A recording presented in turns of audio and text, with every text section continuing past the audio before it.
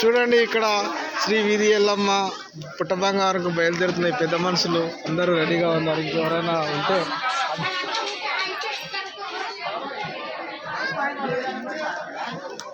శాస్త్రి గారు మనోళ్ళు అందరూ వచ్చిరా? వచ్చిర్రు ఇంకా కొంతమంది రావాలి. ఎంత ఉన్న వాళ్ళు అందరు రావాలి, అందరు రావాలి.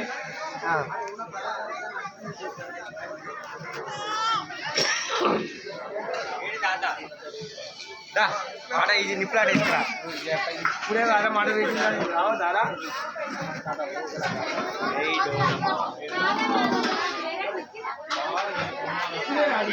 నీకో